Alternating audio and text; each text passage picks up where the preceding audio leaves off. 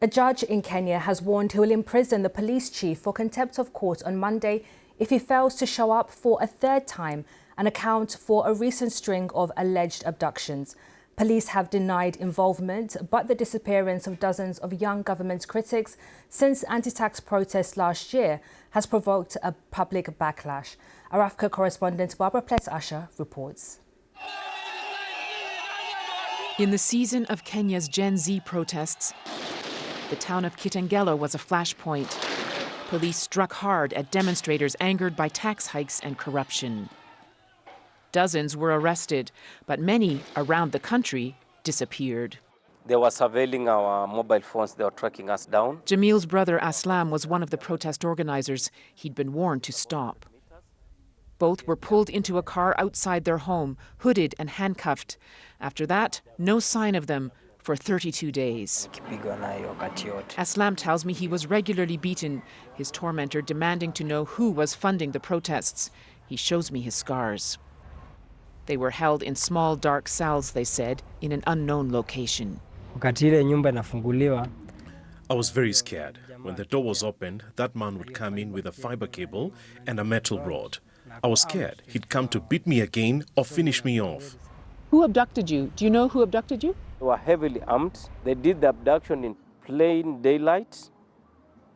So you see, the security agents they knew what was going on. They had the tracking devices that could track down our mobile phones. I don't know if anybody is capable of doing that in this country, apart from the security agencies. Others like them were captured on camera.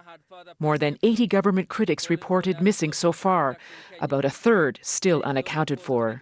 People are demanding answers. Young men who were abducted. The reply from the government spokesman: the state is not responsible. There's no way you can say that is only government security operations. So you might have parallel security structures that are interfering here? Organized security may also be part of organized crime. Those who would want to abduct anyone would do it for a certain reason. It could also be for political reasons, by the way. Our political detractors have really railed on this issue. They actually ran with it just to settle political scores. But this isn't new. Kenya has a history of state-sponsored abductions, especially under the authoritarian leader Daniel Arap Moi in the 1980s and 90s. Are in contempt of these proceedings. There is more accountability now. The police chief's been summoned to court 3 times, but he hasn't shown up yet.